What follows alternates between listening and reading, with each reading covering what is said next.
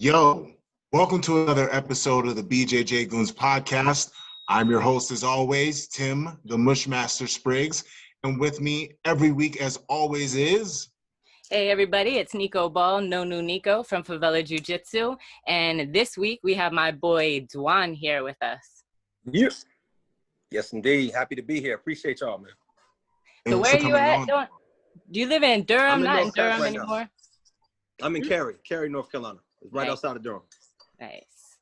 So D'Juan is a good friend of mine. He does MMA, BJJ. He does a lot of social work that we're going to be talking about a little bit later. But first, I wanted to check in, see what was up with Tim and everything. I actually got to see Tim. I got to head over to Master Lloyd's. I got to see Master Lloyd too. And I saw your boy Troy, actually. D'Juan, have you talked to Troy lately? It's my dude, man. I actually called him on accident because I had him saved as another Troy. So I thought I was calling my cousin to wish him happy birthday. So listen, y'all know who Troy look, right? So I called. I said, "Yo, happy birthday, black man." And it was Troy, right? And then he's like, huh? And then I realized, oh shit. So I thought should I try to play it off? Like, oh no, look, man, I meant to call my cousin, man, but it's all good. So I just talked to him last week accidentally, so it's all good. Yeah. So apparently he's been over there at Master Lloyd's training. Tim, you're are you back to training full time now, Tim? Yes, not full time, like it's like 8 hours, but I'm training, getting back in the groove of training every day. It's been pretty rough. Like that garage is hot as hell. Like It's really hot. Like I'm used to like training in tough environments, and at 88 back in the day, we used to get that room inside up to like 100 degrees to the point where the wall mats would peel off the wall. But now I'm in the garage and it's a totally different type of heat. And in this part of the country, it's tough. And I got really tough training partners. I mean, even when I'm not having rounds with jiu-jitsu guys, I'm still in there with UFC fighters. We got Sadiq preparing to fight. We have Tafon getting ready to fight for the Contender Series. So, it's a small group, but a lot of great roles. The future of the sport is in good hands, and they're kicking my ass. I hear that, man. Hey, if they don't know about Tafon, they about to know soon, man. Oh my God. Did you see how they run like 10 miles a day like it's no big deal? And yeah. I saw that, man. I don't even watch their stories no more. I can't do it no more. It's just triggering. So. It's triggering for a fighter. I can feel that. So, Tim, do you train 2-a-days, or you just go over there once, or? Well, I have a lot going on here at my house, just with dealing with trying to build up the podcast, and I'm creating the BJJ GOONS headquarters, and it's kind of hard doing 2-a-days. What with the whole environment and the drive is too much, and I can't be at the garage all day. So I try to get rolls in as much as I can. Right now, I'm just trying to get my grappling legs up under. You know what I mean? Just trying to improve and get that feeling back, because, at this level, it's not so much gaining new skills. I've been doing jiu-jitsu for so long that I can do a little bit of everything. At this point, it's just getting back into grappling shape and that timing right. And then, on my time where I can find a place to train, like to lift weights, because it's kind of hard now, because, not everybody has the home gym set up, and, finding a place to do strength conditioning now is pretty hairy. So right now I'm focused on just training jiu-jitsu, and when things open up more, I'll get more into the weightlifting. But for now, it's just jiu-jitsu once a day. Once a day. That's pretty good. I know Master Lloyd was killing them there, because Sadiq showed up and Tafon showed up. Everybody else was late, and then Sadiq was like, "Where is everybody, Master Lloyd?" So I wanted to know what happened Tuesday morning. But yeah, apparently it is really hot. How's the weather down there, D'Juan? Have you been training? It's straight. Yeah, just easing into the training grind. The first day I went back, because the gyms, we were on lockdown a little bit longer than some places, because one of the governors here, the mayor, he kind of overrode the governor, so we was kind of on ice for a while. Jiu-jitsu gym just opened up 2 weeks ago.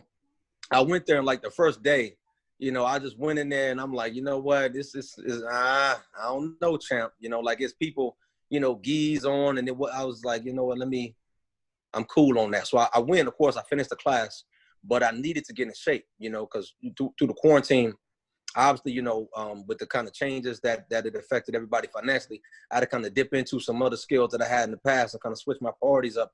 So I wasn't really on the training ground like that.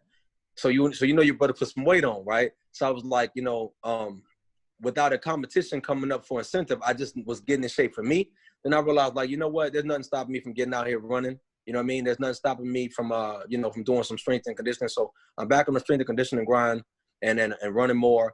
I've kind of, you know, been going to the gym maybe 2-3 times a week, but you know, but not a lot. And to be honest with you, I'm only going with like a small group of people, and we just mainly drilling. But like the class thing, once I went up in there, I was like, you know what, man, I got these babies and stuff. Last thing I'm trying to do is put them at risk because I want to get out there and roll. Now it's different. Like I said, you in Sadiq's situation, and you're fighting right now. You know what I mean? And you got, you know, you can get the call. That's different. You know, for now, I doubt I'll get something this year. You know, that makes sense anyway, right? You know, you always get some silliness. So I'm like, let me just kind of, you know, prioritize getting back in shape and easing back into the grind. Yeah. Awesome. That makes sense. Gotta stay safe. So what else have you been doing? Like you've been doing a lot of writing, you're doing a lot of speaking. Have you been traveling? Yeah. Left the country at all? Yeah. You know how I roll. You know, black man on the grind. You know what I'm saying? I got my hands dipped in a few things, but since the quarantine, like I said, you know, elephant in the room, you know, the kind of, I don't want to say political uprising. I'll say the kind of temporary, the post-racial veil has been lifted. So now a lot of folk can act like they give a damn. So with that, there's been more requests for people to kind of speak on things. And, you know, you got a lot of people who've been kind of, you know, I say Insta activists. And I don't mean Insta like Instagram. I mean instant, like just add water. So, but the thing is now that that's in, there's a lot of people that are more receptive to some of the kind of cultural critiques that's been going on. So I've been doing a lot more speaking than usual. I'm writing more now. You know, I haven't been, you know, I've been procrastinating on a lot of things. I always said like, oh, okay, you know, when I'm done fighting, I'll do this. But the quarantine, you know, it's kind of like the new normal. So it kind of, you know, it caught everybody by surprise. You know, about how long, you know, it was going to last. I think initially I had this thought, and most people, I'm assuming, like, okay, well, you know, maybe 2-3 months, you know, when we get back to some level of normalcy, then I'm going to do this, then I'm going to do that. But at this point, we realized, look, this is the new normal, and it's hard to really plan long term. So that being said, you know, I've been writing more, I've been reading more, and I'm just basically just accelerating some plans that I have for the future. I'm gonna do that in the next, like, release something in the next year or so. So mainly writing, putting in the work, you know, training just to get in shape, but stuff like that. And also, you know, the hold on one second, baby. Can you make sure she all right? Thank you, sweetie. My you know, my daughters, what was I about to say? Yeah, you know, we just started we formalized the new aspect of MMA for Africa. I was already doing the Fighting for Uganda joint, so I kind of dissolved that, married it to MMA for Africa, and now, you know, AK let me pretty much create a whole wing. So that's a lot of my focus is going to that right now. All right, so that would be the gender-based violence program, right? Is that the official name of it? Yeah, gender-based violence prevention. You know, so sometimes, you know, and I get that a lot. They're like, oh yeah, the gender-based violence program. They're like, well, you know, it's prevention. You know what I'm saying? We ain't trying to teach people how to be out here. You know, I know, you know, I'm clowning, but yeah, that's the focus. And you know, that the older I get, the more important that becomes to me. You know, it was always something that was important to me, but, you know, it just, I don't know, you know, prize fighting is, you know, over time, I started looking at like, man, you know, what am I doing? Like, it's cool, but in the grand scheme of things, I can use these skills for, you know, for something else. And you and I talked about it before, not just the actual techniques, because if we're really honest about it, the focus, if we're talking about combating gender-based violence, is on men and boys. So using them as kind of an incubator to get the conversation started about consent, you know, domestic violence, intimate partner violence, and, you know, not only respecting and protecting women, but peer accountability, because that's a big aspect that we focus on too. You dig? Mm-hmm. So I know you. Go ahead, Tim. I was going to ask, so you're working with Lionheart Initiative. This is MMA for Africa, correct? Yeah. This is So that's who we're running the new program through. I'm on the board, and I'm, you know, AK, the founder. This is my man. This is my dude, right? I had something similar going on where we were when I went to Uganda the first time, I was focusing on self-defense. So I was teaching self-defense seminars there. Then AK and somebody put us in contact like, yo, y'all doing some similar stuff. But AK was primarily focused on spreading MMA in Africa. And that's dope. You know, obviously, you know, I fight professionally, so, you know, that's not outside of my, so he was like, yo, you know, could you come to Senegal? Because we, you know, we've got some people, but not, you know, not like a high level pro fighter. I was like, all right, cool. You know, we can do it if you set up some self-defense seminars as well, because this is my main focus with Whoop. So then for amount of time, I was on the board, but I was still running my nonprofit, Fighting for Uganda, while also, you know, rocking with MMA for Africa, teaching, you know, maybe some no-gi seminars and, you know, MMA and kickboxing as well. But then once I kind of pulled AK onto the side of understanding like, yo, why this is important. Like it's much, if we're honest about it, much more important in terms of like the effect that it has on people's lives. You know, now he's like, you know what, let's just do this right. And then just create a whole new, lack of a better word, wing of MMA for Africa called GBV Prevention for Africa. So I kind of dissolved Fighting for Uganda, because I'm gonna keep it real with you. I ain't really like doing all that kind of, you know, paperwork and telling these folk I'm doing this, I'm doing that. Like, look, the legitimacy or the barometer for legitimacy for my work is the people that I'm helping, how they feel about it, how they benefit, not what some people over here that don't got nothing to do with it, that ain't doing it for the same reason I'm doing it. So I wasn't a fan of all that kind of like, you know, tedious social shit. Media, to be honest with you. telling anybody Right. about anything that you do. Speak on it. You and I talked about that plenty of. I'm a boots on the ground type of dude. So now that I married this with AK's joint, I don't gotta do none of that shit no more. I can just, you know, get out there, put the work in. So and then yeah, AK has to send somebody with a camera to go follow you and document it.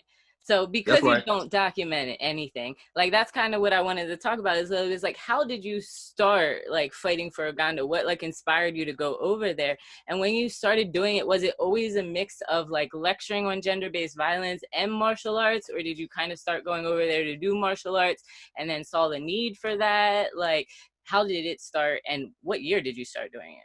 All right, well, two things, man. I gotta clown myself before y'all clown. Yes, I'm sipping out. This is my favorite mug, so it got a little broke handle. So before y'all say something, you know what I'm saying? Cool. You know I gotta keep it hood. But I'm about to grab my chocolate milk that is in a whiskey glass, but it's chocolate milk. There we go. Here we go. So yeah, I'm in chocolate milk. This isn't real milk. I got okay, hey, look, toast it up. There we go. Wow.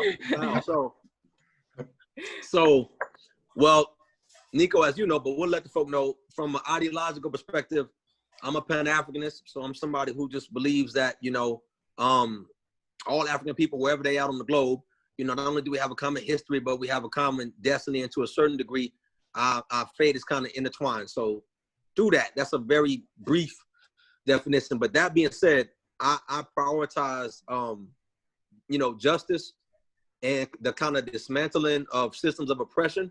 And the lens that I focus on is as African liberation. So when I went initially, when I was in high school, I used to be a b-boy. You know, I used to be a breakdancer, right? This was way before I started fighting. So a brother and I got in contact on Instagram in like 2015, and he run an organization called Breakdance Project Uganda.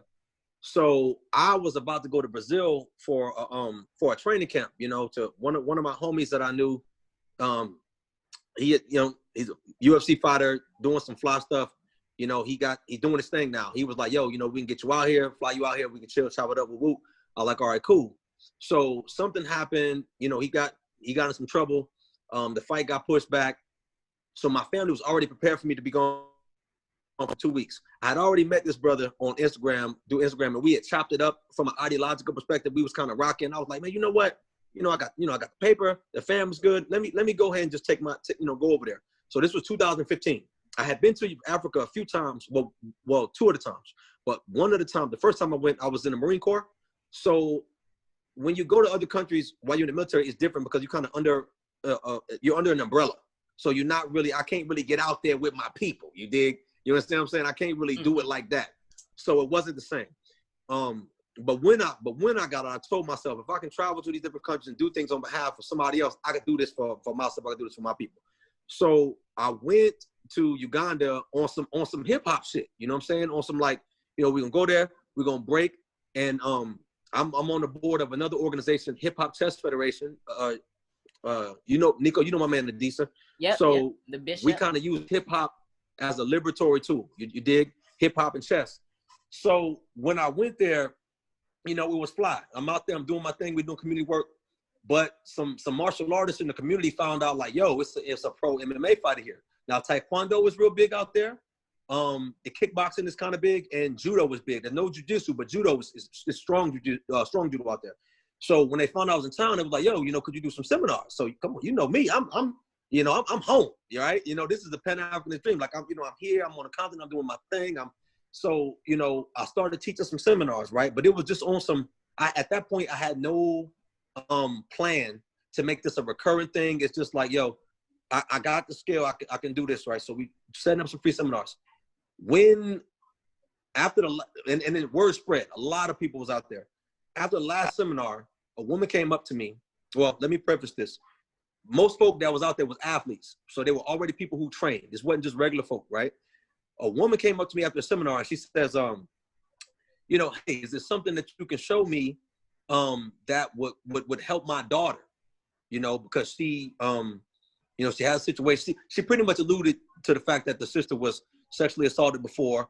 And I was like, to be honest with you, you know, it's nothing that I can show you right now that you can go show her that you'll remember or she'll remember. But I'll tell you what I will do. I will do a self-defense seminar tomorrow. And at that time, I had never done a self-defense seminar, right?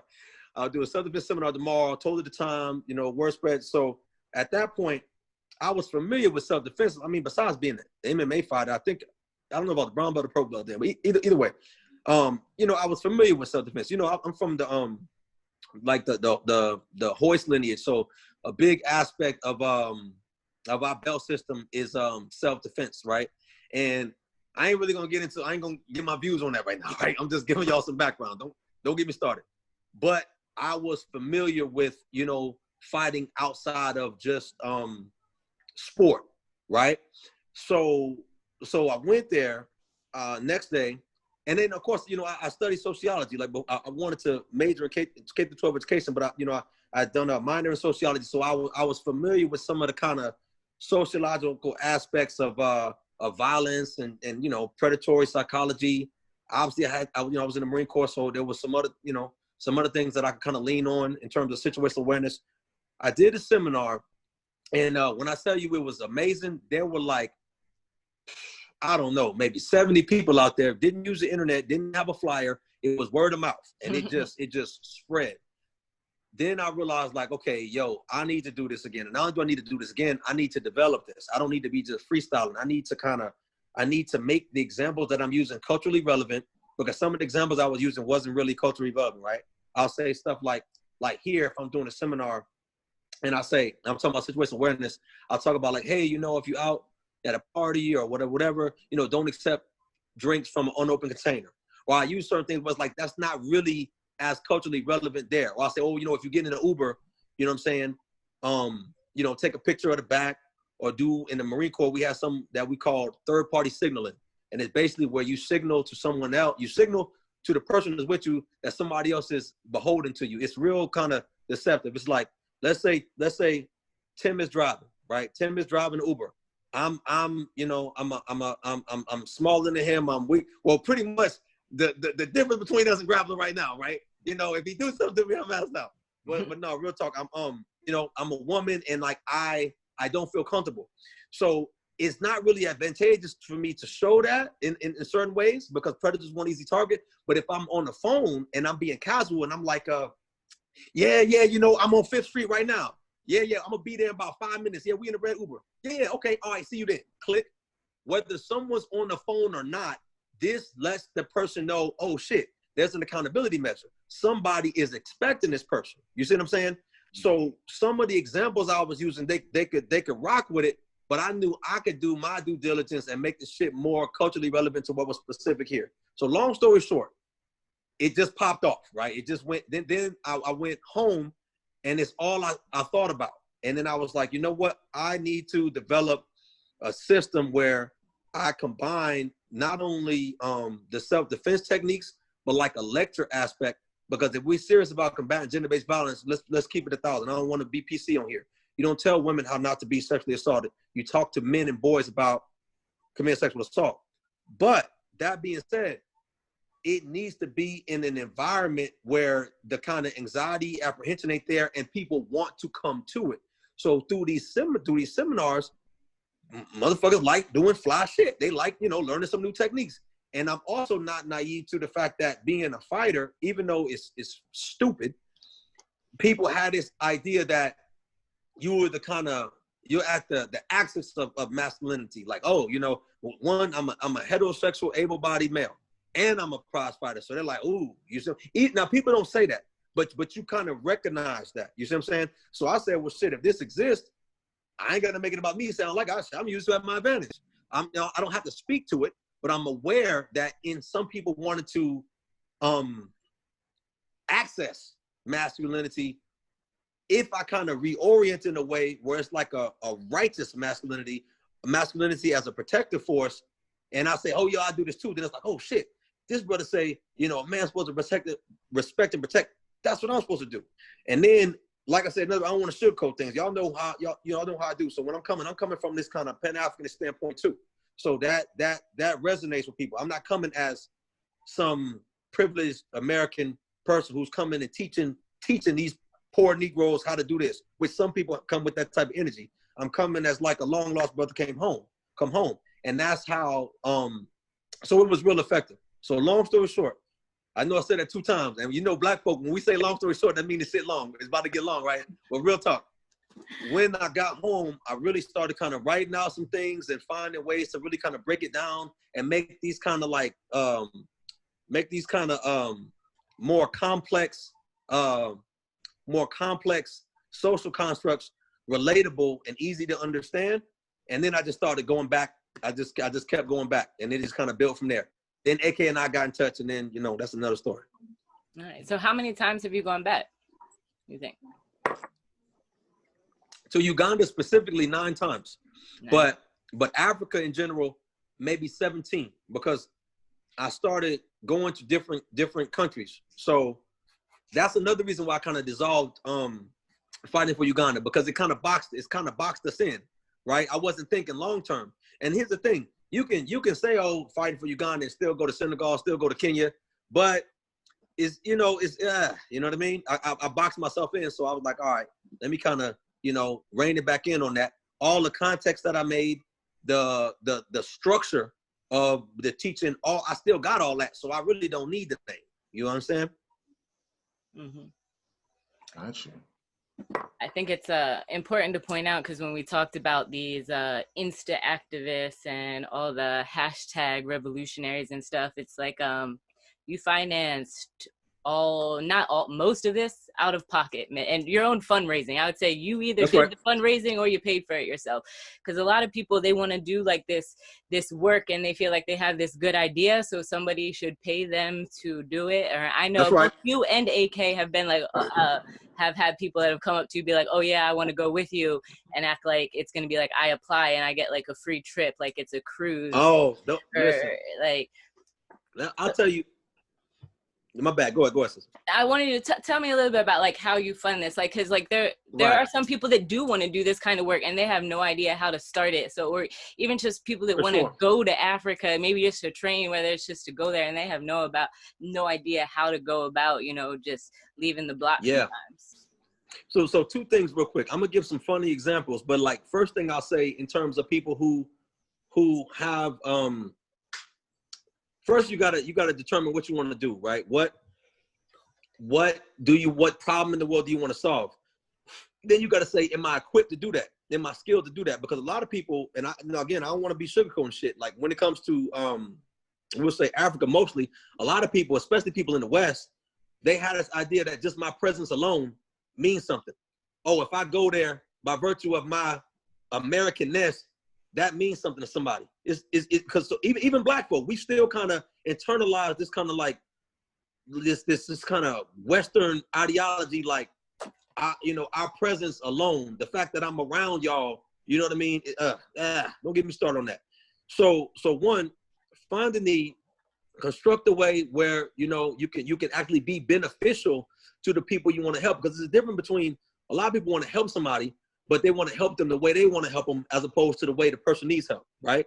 And then when it comes to financing, yeah, the first couple of trips, you know, it ain't a coincidence that I was going to them joints like a month after I was fighting. You know what I'm saying? Because I was financing them, and then once I kind of built, lack of a better word, proof of concept, I only did one fundraiser, right? I only did one fundraiser because I don't like a lot of whack stuff that's out there. Now, this is something I got to get over, because I can't let that stop me from doing what I need to do. But I just see so much bullshit out there that I'm like, But one of my sponsors, Boomer from Toro BJJ, he's like, D'Juan, if you do a crowdfunding campaign, I'll drop 500 on it. So I'm like, all right, cool. So I did a crowdfunding campaign, because y'all know the ticket's probably like $1,200. Then obviously I'm spending some paper on there. Now the good thing is the US dollar stretches super far in East Africa. West Africa, some places it depends. But you pretty much, like, man, any idea you have, you can bring it to fruition in a much more exact way, right?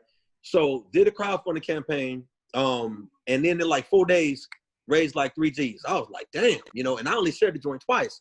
So then I cut it off, and it was good. But the reason why I didn't want to do it again at that point is because I thought it was going to be a whole lot of different people dropping a little bit of paper. A lot of people that got paper. Now this wasn't a social experiment, but if it was, let me put you on game real quick.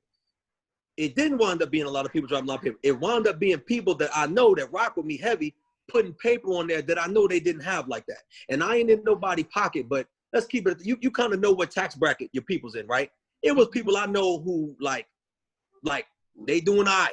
You know what I'm saying? They got a couple of orthodontic practices, or like maybe one person specifically, he owns a very successful company in Raleigh. They make like military grade weapons. Big sponsor of mine. This joker has paid me like some cheese just to have his logo on my shorts. And ain't nobody gonna see my shorts and say, oh, now I want to go buy some damn weapon. He's just a big MMA fan.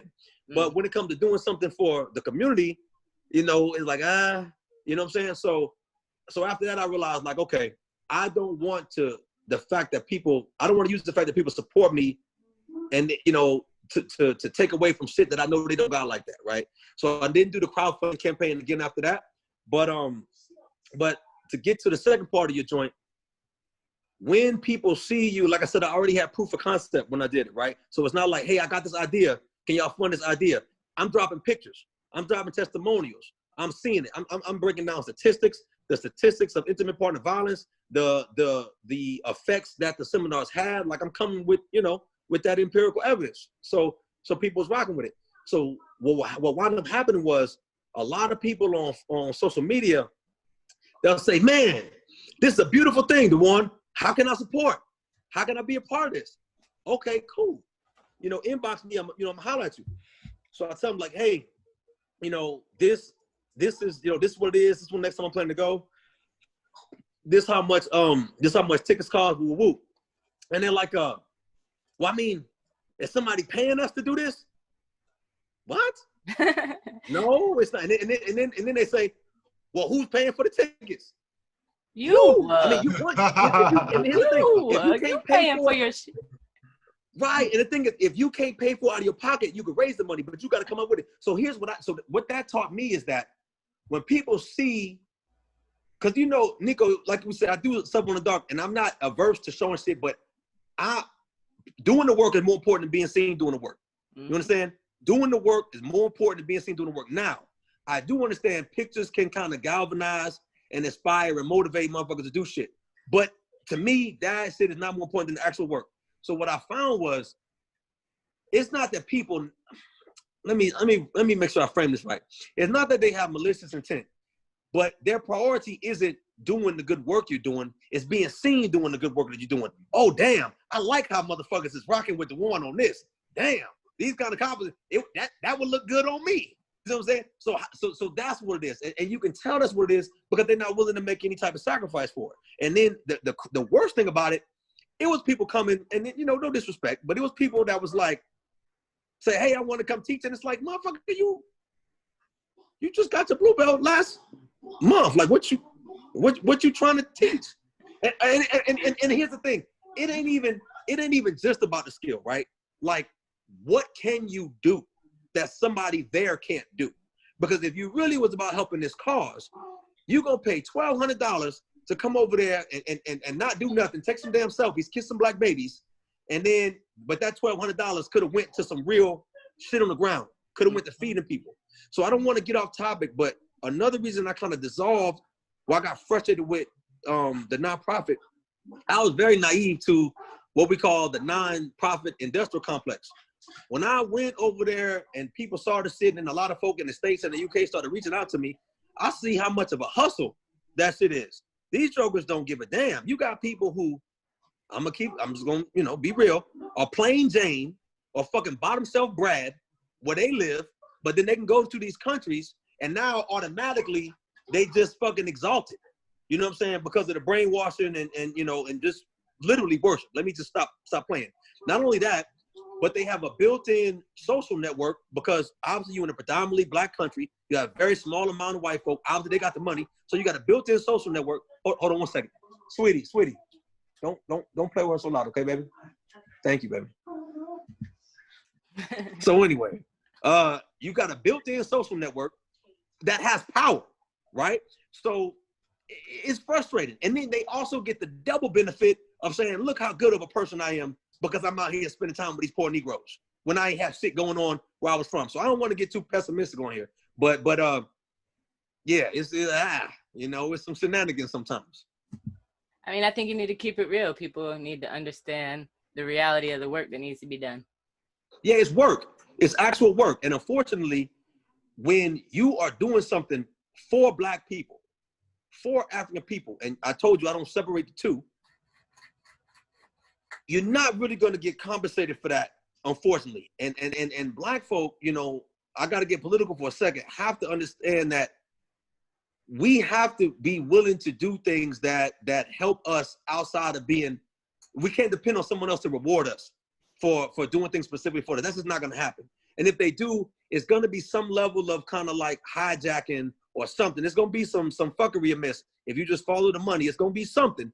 You know what I mean? And when I say for black folk, that doesn't mean that anybody else can't benefit from it. But this is my focus. And not just because I'm black, but this is the community that needs the most work. Like we're oppressed, we're subjugated. And I think a lot of us, too often, we don't want to grapple with that. So we want to focus on escapism, or we want to kind of just make our own little comfortable corner in the slave quarters instead of trying to burn the whole shit down. And it's tough, With that being said, you're talking about when you do stuff for black people and, burning things down. Do you see parallels between what's going on over there with what's going on here in the States? Yeah, a little bit. It's like, so it's different because like, it's a difference between colonialism and neo-colonialism. Now, this isn't a popular way to look at it, but black people in America got to understand, or they can call us what they want to call us, African Americans, whatever. Africans in America that have been here, that are like we've descended, from Africans that were enslaved. Like we are a numerical minority, we're like 13.5% of the population if you include, people who are biracial as well. And black men are 6% of the population. This is so in countries in Africa, they're the overwhelming majority, African people, obviously. So one thing that's tough about that, there is no solidarity on the basis of blackness, right? Like we have solidarity to a certain degree on the basis of blackness because we are oppressed and subjugated and it's easy to see. But in Africa specifically, because of the kind of economic problems and what we call neo-colonialism is basically where you have kind of puppet governments in positions of power, but they're still beholden to kind of European economic superpowers, right? And then you can kind of control behavior through rewards and punishment. So if they don't do what someone says do, they're like, okay, well, fine, motherfucker, we'll put some sanctions on you. We'll put some embargoes on you. If you really wildin', we'll fund a coup and get somebody to come get you about the paint, then sit back and be like, look what they're doing. So it's very tough. one thing that is parallel, not just there and here, but between African peoples all over the globe, especially Black folk in Brazil. And Nico, you know this. We are at the top of every chart in terms of like things that are dysfunctional, whether it's incarceration, whether it's poverty, lowest life expectancy, and we are at the lowest in terms of like things that are barometer of goodness, whether it's wealth, whether it's education. And Black folk throughout the diaspora have to understand that's not an accident. That's not a coincidence. But too often we've been socialized to kind of prioritize colonial lines that someone else drew in the sand, stratification among class lines. Oh, I got this kind of paper. Or I went to this school, so I'm different from them. And all of that is the act of kind of surviving. So while still calling it out, I understand it's the natural human tendency to kind of want to distance yourself from things that you feel may be harmful from you. So the main parallels that I see is that Black folk are suffering. The difference there is that they're suffering at the hands of other Black people who are oppressed. Wow. Wow. It's heavy. Nico? It's a lot to think about. So have you experienced any opposition to your work on the continent or locally? No, never. And when I say never, I mean never. Like they rise so hard from, I gotta actually be on some like, yo, it's okay, chill. Like they really rolled the red carpet out. And I mean, it's really, and again, I told you how many African countries I've been to, and it's the same thing everywhere. So when you hear Africans in America say like, oh, well, you know, Africans don't like us, they don't even think we African and whatever. You know, what African people are you talking about? You know what I mean? Don't tell me about somebody who you know over here who has been vetted to be able to come over here, first of all, and has been socialized, you know, in a way that they're socialized the same way to say, oh, you are this function. And they don't, no one, there's not some invisible man saying this stuff. It's done by propaganda. All anti-Blackness is done by propaganda. It's done by music. It's done by television. It's done by pseudoscience. It's done by religion. It's done by, you know, honestly, every aspect of culture. You know what I'm saying? So the kind of genius in that, unfortunately, is that it becomes life imitating myth. So you already have a confirmation bias. So the radio or society says, hey, young Black man, you're violent, you're hypersexual, you're this.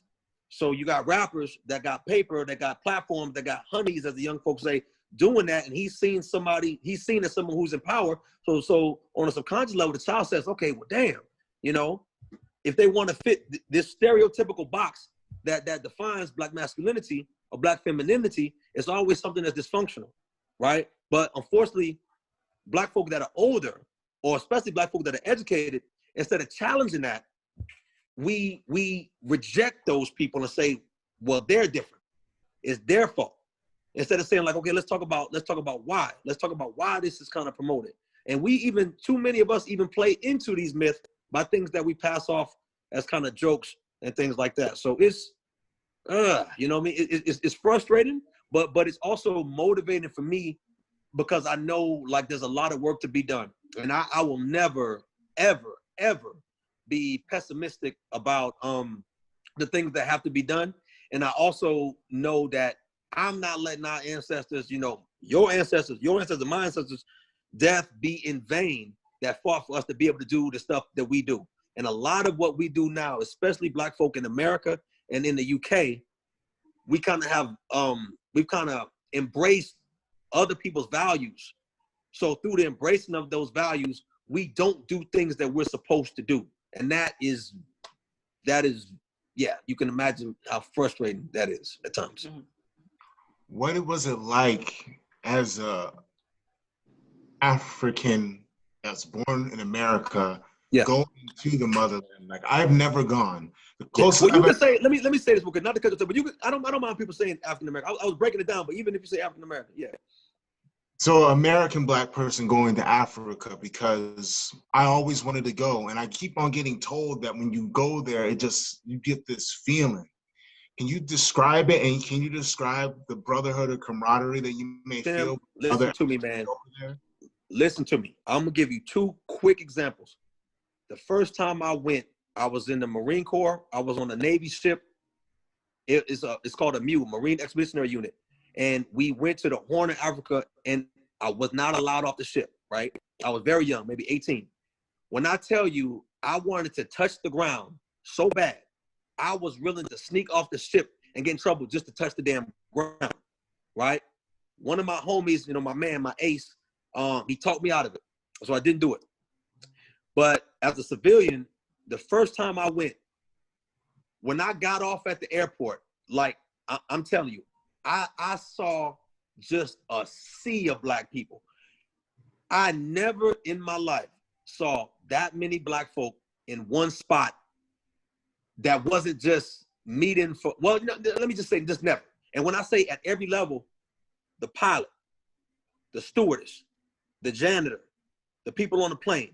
And when I tell you, it felt like, I can't explain it. It felt like this is where I'm supposed to be. See, the thing is, like, it's so normal for us to be a numerical minority that we just take it for granted. We're used to it. It's normal.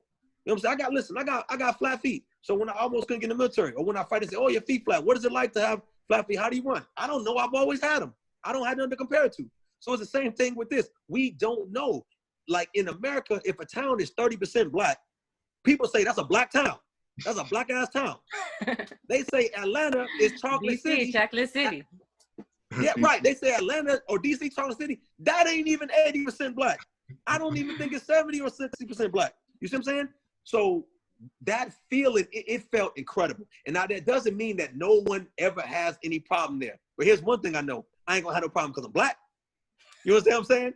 I may have a problem with somebody, but I ain't gonna get pulled over because I'm black. I know that. You understand what I'm saying? And I think that, you know, the spirit and the energy that I come with, because like whenever I go there, as soon as I land, it feels like a stopwatch is going. Like, oh shit, I gotta get it in. I gotta get this work in. I gotta make these moves because I gotta go. And like, I think that's, you know, that's very important. A lot of black people in America, our experiences are with people who have immigrated here. Now, let me be clear. I'm not throwing all people who've immigrated here in the same boat. But black folk have to understand their adverse experiences with people who've immigrated here. A lot of times, like, I'm not gonna say all, but a big portion of people who have immigrated here, African people, they're coming from 2-parent households. Both parents might be professionals. They kind of have like, they're coming with a specific goal. They like a goal in mind, and they're coming from like, so a lot of times real oppression, right? So that they're not taking anything we have for granted. A lot of people say, oh, well, you know, they'll teach their kids, you know, oh, well, you know, black Americans are spoiled. We are, but we're not spoiled because we black Americans. We spoiled because we Americans. Americans are fucking spoiled, period, right? But because of that, and because our history is also very, very, very different, right? Our history, our oppression did not just stop at slavery, contrary to what these folk want to teach these babies. We still had Jim Crow. We still had sharecropping. We still had redlining.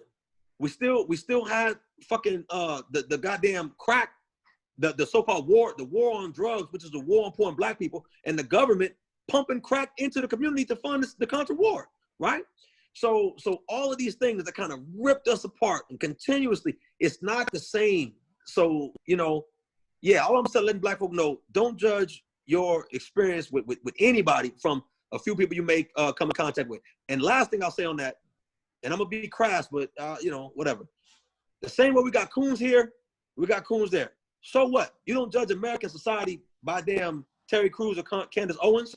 So don't judge a whole continent that's over 5 times the size of this one by somebody who you may experience, you know, that was kind of on some bullshit.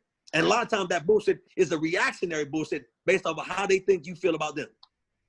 Damn, that's deep. Yeah, but it felt amazing I agree, though. brother.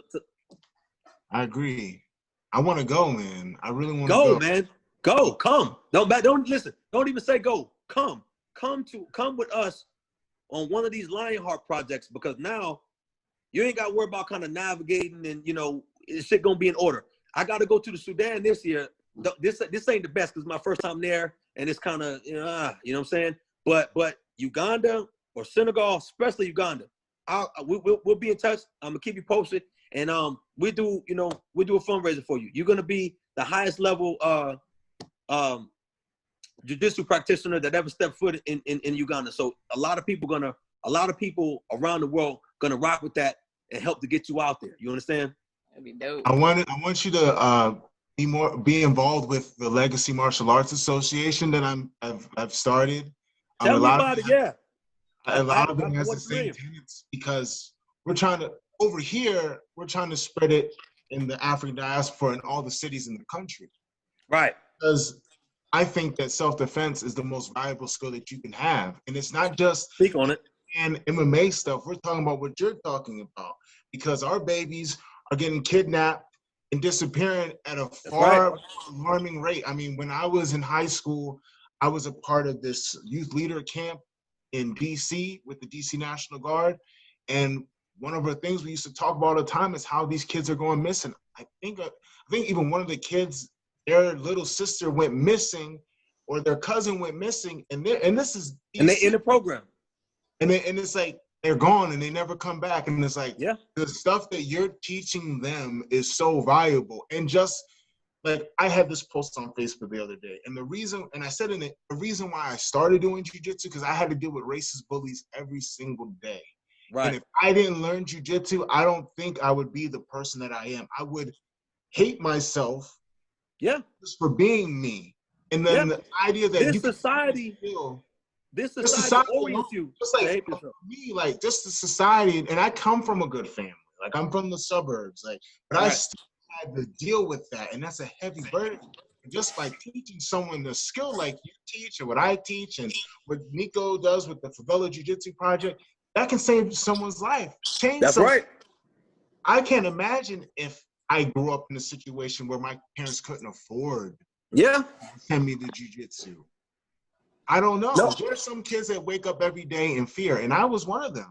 Like in fear, like one day I might just get beat up. Someone doesn't like me because I'm black, or they just don't like the way I look. So that's what we're trying to do in the States. But I think that we work together. Look, I got your back, man. Let's chop it up after this and let's get it rolling, man. Because one thing we have to understand: the teaching of martial arts. I'm not telling y'all nothing you don't know. Mm-hmm. It is a confidence builder. It and not only that kind of communal aspect. Now you kind of reinstill faith in the community. I'm not naive to the fact that when I go somewhere and I'm teaching over here, or like I teach, I'm not a Muslim, but I also teach self-defense seminars at a lot of masjids. You understand? Because of the type of discrimination that they've and to me, it don't matter if I'm doing something to support black folk, I'm rocking with it, right? But I'm not naive to the fact that black children and even black women seeing black people teach them how to defend themselves is very, very, very important. One thing that you said that stood out to me is like when you talk about if you were not exposed to jiu-jitsu, not only would you not be the man that you are, but you would hate yourself. That is a political and that serves a political goal. Like that's not an accident. If you just live your life in a colorless way, as a racialized person in this country, you will be socialized to hate yourself. You will be brought to think that your blackness is the problem. We even hear that from people who are so-called activists. I was listening to something the other day, and this woman, I ain't gonna say her name, but she's a liberal establishment-backed activist. She says, yeah, something, and this happened to me because I was black. And I don't want to get too deep, but from a sociological perspective, the reason that's so dangerous, when you say this happened to me because I'm black, you're saying that blackness is the problem, as opposed to this happened to me because this racist person or this racist system criminalizes blackness. So when you see blackness as the problem, that makes you think, oh shit, I need to change my blackness, right? If your hair is the problem, your nose is the problem, your skin complexion is the problem. Once you start associating people doing something to you because of who you are, now you internalize that. And I got to tell y'all, as somebody who advocates for black humanity, not only African liberation, but us being actual humans and navigating the world, free from oppression, some of the first people I got to damn deal with is fucking black folk. You know what I'm saying? Black people who hate themselves, well, let me not go in. Black people who have internalized oppression, because I'm speaking of something that's true, that reminds them of what they're not doing, or it's such an affront to what they've been taught an intelligent Black person should be. We're taught that an intelligent Black person is to be like the kind of the Braxton prototype, right? You can't speak in slang, right? You got to put your credentials in front of you. You got to put your degrees, your credentials, you got to put all of this in front of you. You got to code switch, right? And that's very, very, very dangerous, because it means that an only type of Black person is acceptable. And historically, that type of Black person is usually someone who's used against other Black people. It's like a buffer class. So we gotta reject all of it. Classism, colorism, everything. Because every problem that we have does not mean it's the fault of white supremacy, obviously, but it is exacerbated because we're under the overarching umbrella of racist oppression. You see what I'm saying? So I'm glad you found that, man. And I got your back, man. We can get that popping. So another thing I found when teaching, because I'm talking to y'all look, y'all grown, man. We on this podcast. So I don't got to run shit through a lot of filters. But when you're talking to young folk, through instilling confidence, dropping them gems on them, right? Not so heavy, dropping them gems, instilling in them, instilling that pride, instilling that kind of that accountability, that responsibility, right? Especially when I look at our sisters and women in our community, it is our duty to respect and protect them. This is our duty, right? And if you don't, what happens is they'll be socialized into believing white supremacist ideology that says, hey, Black men are pathological. Black men are just innately, hypersexual, deviant, violent beasts. You see what I'm saying? And we can't get mad at that if we didn't give or show an alternative. So these, I'm just minding my business Negroes, that ain't enough. We got to get out there and we got to put this work in. What you got, Nico? You real quiet. Don't jump in here. Hey, I'm just listening. I mean, because I know you do a lot of speaking, and I've always been impressed by the stuff you say. And I've definitely been one of the questions I had to ask was if you ever do any speaking or work with any communities here, because I do know you do like Hip Hop Chess Federation and stuff like that.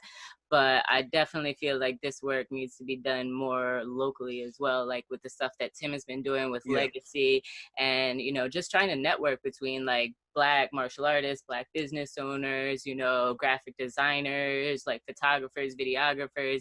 It's been really dope kind of like pulling people's experiences, because a lot of times, people that want to do social work, like with jiu-jitsu, they reach out to me for advice, whether it's like in this community in Africa, in like DC, so it's always interesting. It's interesting to see the people that you meet and you network with. And I think teaming up with Tim going to Africa and us doing stuff together here when things open up and we can, travel, get out there. I think that's right. Really powerful work. Yeah, I do. I don't put a lot of that stuff online, the speaking, but you see me do like speaking engagements online, like with the No White Saviors platform, or when I'm speaking against gender-based violence with the sister in Sudan, or speaking on colorism with my sister, Dr. Webb. But in terms of like stuff in person, a lot of my speaking is the Black folk, right? So I'll go to like, whether it's Black nonprofits, whether it's a few HBCUs, but more likely it's grassroots stuff, right? And I don't have an aversion to kind of like, I'll say establishment gigs, but some of that stuff is just silliness, right? It's this kind of acceptable, let's put on some damn suit and ties and then take a damn photo op type stuff. You know what I mean? We get these some NAACP Urban League type shit, right? We get $100,000 because some Black man, some poor Black man, some marginalized Black man dies, and we get $100,000 for somebody. Now we're gonna go have a damn convention in Atlanta, stay in some $500 hotel, give all these white folk this money, and then just take a damn photo op and say, hey, we out here making moves.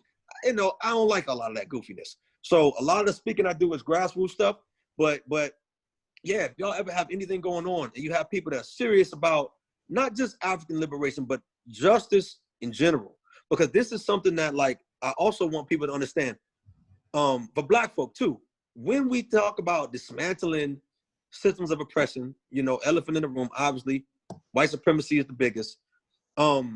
We don't want to just do it and then not replace it with nothing. I don't want to replace it with some other unjust system. I want to replace it with a system of justice, right? I don't want to take this person's place. I don't want my livelihood to be, predicated off of oppressing and suppressing somebody else. That ain't even our nature. If we really was honest with it and stop playing. So that's something. So anybody who's doing any type of justice work, I don't care what it is. I don't care if you're an activist for trans rights, for a child advocate in terms of like child abuse or things like that. If you combat gender-based violence, or if you're just somebody who's teaching or mentoring in the hood, doesn't matter. If it's something that's productive and proactive, then I'm always in. I'm always in. Oh, that's what's up. All right, well, we got to wrap it up here, but in closing, like, do you have any plans for what you're going to be doing with Lionheart? Anything coming up that you can tell us about? Yeah, let me speak on that real quick. So I told you we just finally, AK. So AK, Tim, we got another homie, AK, man. He's the one that founded MMA for Africa. This is my man. This is a good dude. He was on the podcast before. I forget what episode it was, but y'all got to listen to that one. Bet. So that's my man. So as you can imagine, sometimes we kind of bump heads. This is my dude, but besides the age gap and some other type of, he was on me. So we had to go ahead and start this Instagram for GBV prevention for Africa. I was like, yo, man, let's do our first project first and then kick it off. He was like, nah, we need to do it first, right? So our first project is going to be in Khartoum. This is in the Sudan. I haven't been to the Sudan yet, but I've got a good contact. My homegirl Rawa out there, she does very, very, very good work combating gender-based violence and sexual violence. My man Munir, he's an MMA fighter, brown belt in jiu-jitsu, pretty much the highest level martial artist in jiu-jitsu practitioner there. He's got a gym. He's gonna let us use the gym. So we're gonna kick that off. U.S. and Sudanese relations ain't great, but I still got that kind of Marine Corps feather in my cap. I'm gonna use that to kind of pull some strings. So that's first. And I got some local things popping off too. I do free self-defense seminars at one of these parks out here. This place called McDougal Terrace. It's the hood, family.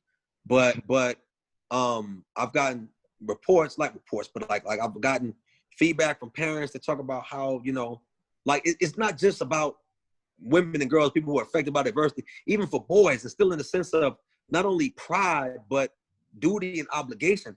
That's what people want. People want to be, contrary to what they've been told, people want to do good. People want to feel needed.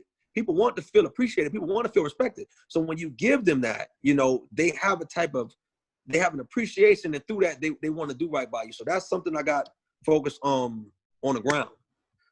Like I said, in Sudan, that's probably going to be in November. And those are some of my main focuses. That's like my above ground stuff. So I'm gonna leave it there. Y'all know what I got to do, right? All revolution ain't legal. Let me stop. But I'm halfway joking. But yeah, that's pretty much it, man. But yeah, I appreciate y'all, man. I caught 2 of y'all other episodes, man. It's fly. I appreciate y'all. I'm glad y'all doing your thing. This is the type of stuff that we need. We need our own media to talk about the things that we need to talk about. And like I always say, when I'm doing a live or something, look, everybody's welcome. We can't tell you can't come, but we just not gonna send you. We doing something for us, and that's okay. We got unique problems that we face. So if anybody gonna say something about us for the problems that we have in our community, don't say shit when we boss up, connect with each other, and try to solve those problems. You know what I mean? Yeah. It ain't no different than somebody when they talking about somebody who overweight, but the person overweight in the gym putting in work, and they're like, oh, look at this person. What are you talking about? What are they supposed to do? You know what I'm saying? Like people kill me with that. So it's the same type of thing, We also have to get used to just not asking for permission to love ourselves. You know what I'm saying? Loving ourselves don't mean hating nobody else. It just means you're not important to me. I'm not prioritizing you. And that's okay. And if you don't like that, that too is okay. You see what I'm saying? Because we got work to do. Your feelings are not more important than our actually our actual lives. So I just want to kind of put that out there for anybody watching, man. Talk that talk, tell the truth. D'Juan, thank you so much for coming on, brother. Yes, really indeed. appreciate it. This is very enlightening. You make me excited for when this thing blows over. Yeah, man. We'll get it popping. Back to the motherland. Thanks again, brother. 2021, no matter what. Listen, mark my words. 2021, we going. You coming. I promise. Bet. All right? Mark it down. Yes, indeed. All right, y'all. Be safe. Holla at me. And Tim, I'm going to send you a message and shoot you my number. You know what I'm saying? Cool. Because I gotta get Tim my number because Nico don't call no damn body. She'll get I don't. on you and you won't hear from him for a damn month.